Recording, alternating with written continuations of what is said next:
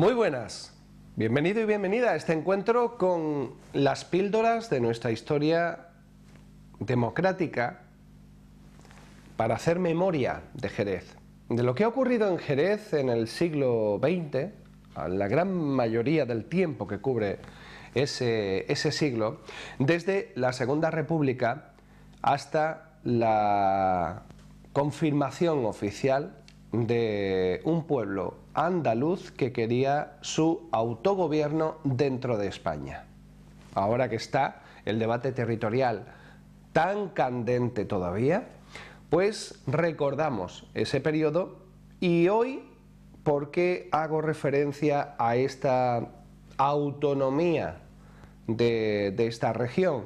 Pues porque vamos a repasar muy brevemente también cómo ha sido también ese recorrido histórico del andalucismo político, de la reclamación de esa importancia que tiene el territorio y su población. Pero será un apéndice prácticamente al programa que hoy vamos a dedicar a los legajos, a las investigaciones, al trabajo que se hace por personal, en este caso, del Ayuntamiento de Jerez, a través de su archivo municipal. Por eso nos hemos ido a hablar con Cristóbal Orellana, que es el archivero municipal, y también con Manuel Ruiz, técnico del archivo municipal. Ambos trabajan en el archivo, ambos son investigadores y ambos desgranan la historia a través de los papeles, de los documentos, en una parte oficiales, que viene a reflejar la historia de los vencedores, y en otra a través de anotaciones particulares de documentos muy simbólicos, de los que vamos a hablar en el día de hoy, que hacen ver y revisar la historia desde otro punto de vista. De hecho, la primera cuestión que les planteamos a nuestros dos invitados con los que nos encontramos en plena calle, en la Alameda del Banco, justo a la entrada de la Biblioteca Municipal Central, allí donde se encuentra esa gran parte del archivo, con Cristóbal y con Manuel, comenzábamos un repaso inicial a qué hay dentro de esos archivos que nos puedan ayudar a hacer memoria democrática de Jerez, al amparo temporal, como decimos siempre en este espacio, de lo que establece la Ley Andaluza de Memoria, que es desde la Segunda República hasta la Constitución de la Autonomía Andaluza. Ese tiempo es longo, está alargado en el tiempo. Estamos hablando desde los años 30 a los años 70 finales en cuanto a la reivindicación, y evidentemente su máximo exponente en los inicios de los años 80, con una fecha simbólica para los andaluces que vamos a dejar simplemente mencionada para poder ampliar en próximos espacios, aunque sea en una temporada diferente a la actual. Vamos a comenzar directamente para escuchar la voz de nuestros protagonistas, Cristóbal Orellana y Manuel Ruiz, la importancia del archivo, la importancia de los legajos para conocer nuestra historia. Pues la importancia de tener el archivo municipal, tener los documentos que hablan de la historia de Jerez reunidos, conservados y a disposición del público en el archivo municipal es total porque los testimonios legales que dan prueba indiciaria de lo que sucedió en 1936, por ejemplo, pues están ahí, ¿no? Son fácilmente consultables y son a través de estos documentos que los historiadores pueden hacer en este caso, los censos de víctimas de la represión del franquismo. Sin ellos, ¿cómo podríamos construir la historia de lo que realmente sucedió entre el año 36 y el 39? Bueno, los legajos documentales y de ese rico patrimonio documental que tenemos en el archivo son un elemento importante. Aún así, hay que recordar que muchos documentos fueron quemados Primeramente por el miedo de los particulares a todo lo que significaba la represión, y en segundo lugar por una intencionada represión del movimiento golpista en contra de determinados autores o determinadas temáticas, ¿no? Aún así nos ha llegado fundamentalmente una historia de los vencidos, o de los vencedores, mejor dicho, y nos ha llegado mucha documentación institucional. Entonces esa documentación institucional hoy por hoy nos sirve para ilustrar en la medida posible pues eso que pasó en Jerez en 1936 y todo lo que significó la represión posterior. Nos vamos a quedar con Cristóbal Orellana para repasar algunos aspectos de esta memoria democrática a través del archivo. Primero, cómo ser testigos de la historia a través de las actas capitulares, de las reuniones del pleno del ayuntamiento, por ejemplo, en épocas bien diferentes. O sea, la primera acta de la Segunda República, la primera acta de ese periodo del 36 con el que se empieza la guerra civil y la dictadura, y algunas otras curiosidades. Una de las series más importantes que tenemos en este archivo municipal y en todos son las actas capitulares. Las actas capitulares recogen todos los acuerdos de pleno, digamos cronológicamente, en una colección de libros que pueden ser 6 o 7 tomos aproximadamente entre el año 31 y el año 36. Ahora precisamente estamos haciendo un índice de estas actas capitulares muy minuciosamente para que se pueda consultar acuerdo a acuerdo, pleno a pleno, qué fue lo que, en fin, se decidió por parte del gobierno municipal en aquella época. Pero hay también otros muchos documentos, otras muchas secciones en el archivo que nos ofrecen un panorama, pues ya digo, bastante minucioso de todo lo que ocurrió, ¿no? No solamente en el ámbito político, sino también en otros muchos aspectos, como por ejemplo, qué sé yo, el tema de la reforma agraria o el tema de los proyectos educativos de la República en Jerez, con la implementación de escuelas y la contratación de maestros, que fue un proyecto muy importante, ¿no? Desde el punto de vista del calado social y del proyecto casi histórico que representó la Segunda República en Jerez y en todas partes, ¿no? El archivo permite eso, reconstruir qué fue lo que sucedió en Jerez realmente en esos años duros, bueno, primero de la República hasta el año 36, luego hasta el año 39 durante la guerra. Hablamos a lo largo del espacio de la historia de los vencedores, pero también cómo se va investigando la historia de los vencidos. Sobre todo, el mundo obrero. Hay un documento muy curioso que reúne toda esa existencia del movimiento obrero en Jerez. Es un cuadro que tenemos aquí en el archivo municipal y que representa los sellos de las asociaciones obreras en el primer tercio del siglo XX. Es un cuadro muy importante que todos estos sellos están rodeando al sello oficial del Ayuntamiento de Jerez, al sello republicano del Ayuntamiento de Jerez. Y esto nos lo regaló un historiador especializado en el periodo republicano y de la Guerra Civil, y nos lo regaló a modo de... era un mensaje suyo, se llamaba José Ignacio Gómez Palomeque, falleció hace un par de años, y lo que él quería decir era efectivamente que las víctimas del franquismo no son personas aisladas, ¿no? No es un alcalde o es un sindicalista, sino que es un proyecto político histórico de mucho calado, que tenía básicamente en el movimiento obrero su fuerza principal, porque es el movimiento obrero, todas esas asociaciones que aparecen en el cuadro, las que intentan cambiar la historia de España, ¿no? Entonces la represión y el golpe militar cae sobre ellos, sobre ellos. Entonces lo tenemos un poco ahí a manera de recuerdo y de homenaje a las verdaderas víctimas del franquismo, que no son, como digo, personas aisladas, nombres concretos, sino que es un proyecto cultural, político, histórico, de gran calado, que era cambiar el rumbo de España desde, digamos, el proyecto que significaba los terratenientes, el caciquismo, los golpes militares, a otro proyecto sobre la educación, el fomento de la cultura, los valores de igualdad, de democracia, ¿no? Esto fue lo que cayó bajo el golpe militar, ¿no? Y es lo que recuerda este cuadro, ¿no? Con los sellos de las asociaciones obreras. Decíamos al principio, documentos oficiales, historia de los vencedores. legajos, anotaciones particulares, documentos personales para conocer la historia de los vencidos. Historias tan anecdóticas como las de un carpintero que deja testimonio de la historia de los que fueron vencidos, de los que fueron fusilados.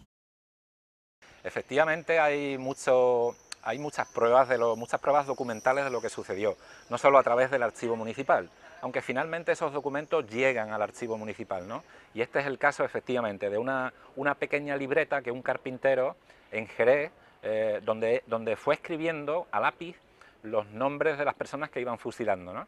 Y en esta libretita aparecen, el carpintero se llamaba José Sánchez Barrio, y en esta libretita aparecen 131 nombres de personas que efectivamente fusilaron en el año 36 sobre todo, ¿no?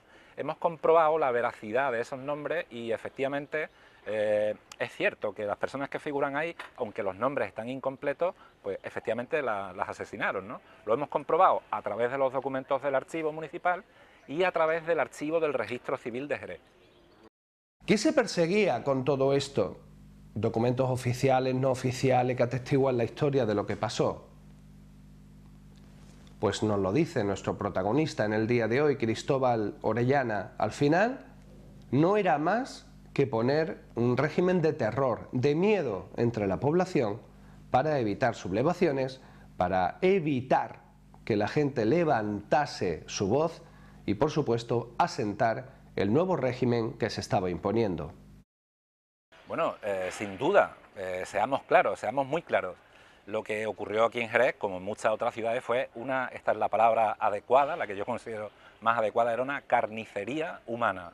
No hay otra palabra nada más que esa. Estos bandos, los bandos de los alcaldes, el caso de Bernabé Rico Cortés o de Juan José del Junco, o los bandos del propio Gonzalo Queipo de Llano, que se conservan aquí en el archivo, indican pues con digamos, un trato fiero, ¿no?, despiadado hacia la ciudadanía, hacia las personas, ¿no?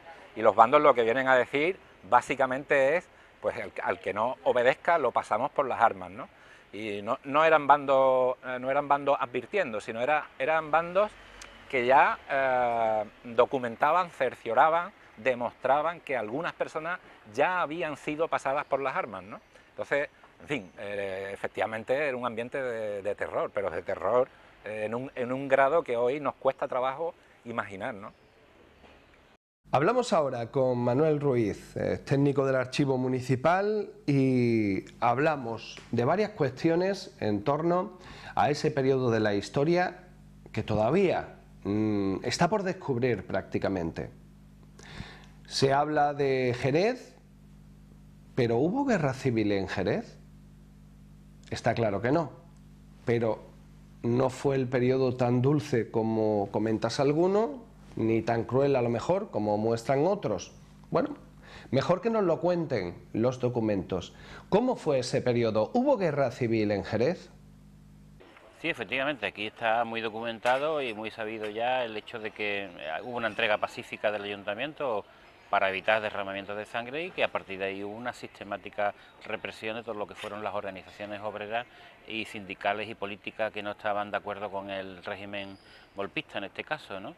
Y en ese sentido, como bien ha dicho, Jerez no tiene guerra civil, tiene simplemente una represión y un golpe militar, ¿no?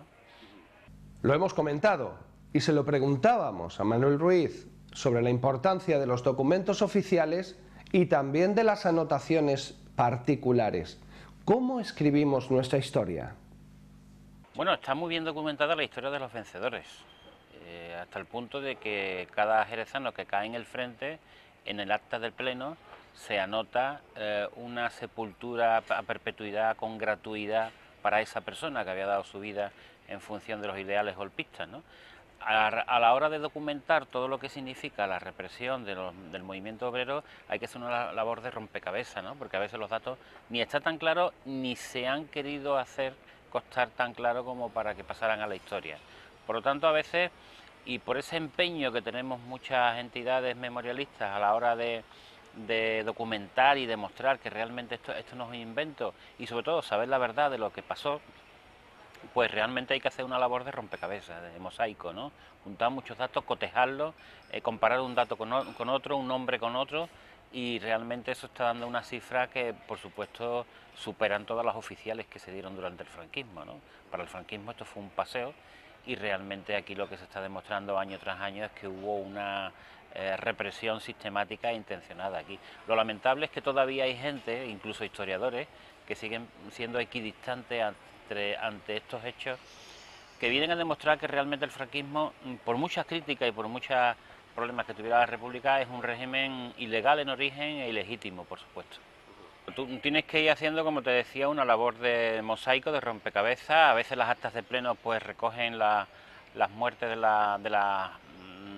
la gente que está a favor del régimen golpista en el frente, pero realmente para descubrir un poco toda la represión tienes que recurrir a veces a anotaciones particulares, a una cruz que pone un funcionario municipal en un libro de cementerio, o a una anotación que hace un compañero de la policía local a un libro de efectivos que tenía el cuerpo en aquella época, ¿no? A veces ese signo, esa marca es lo que nos da un poco la pista y nos descubre realmente qué es lo que pasó. Aún así, todavía hay que recordar que hay gente que no ha aparecido, ¿no? Y esto es terriblemente preocupante para los que nos preocupa y nos anima a encontrar la verdad de lo que pasó, y sobre todo entender que hay mucha gente que tiene que reposar con dignidad, no estar todavía en las cunetas y desaparecida.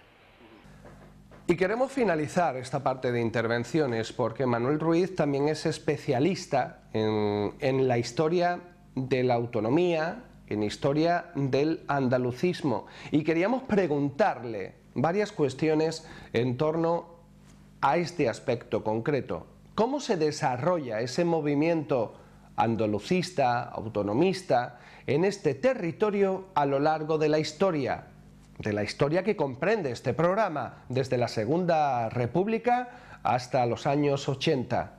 ¿Cómo se desarrolla? ¿Qué es lo que hay? ¿Qué es lo que sabemos y lo que no sabemos? A través de los documentos.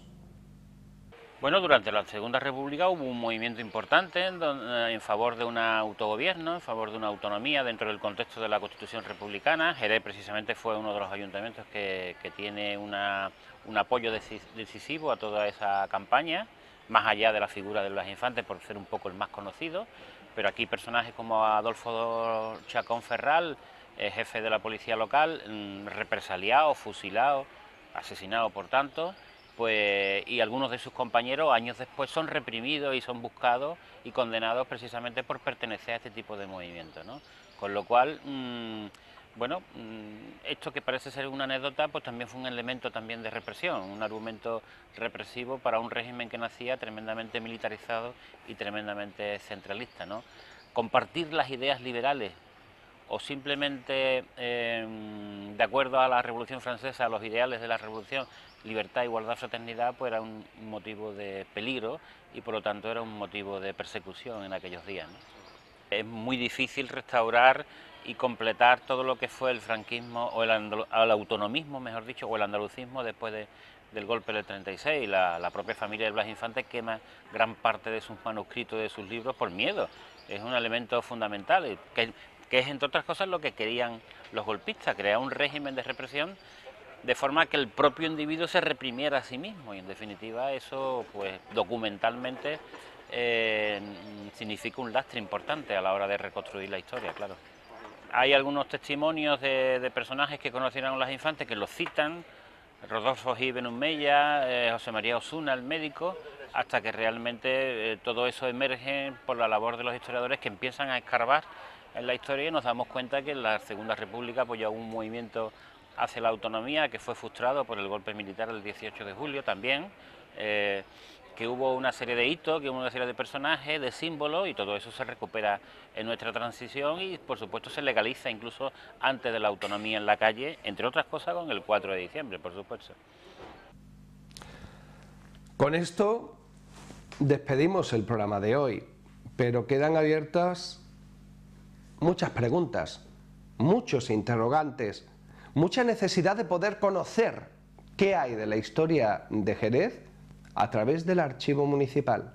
También tendremos que descubrir que el archivo municipal no es único, sino que recoge varios archivos municipales, particulares, que se ceden.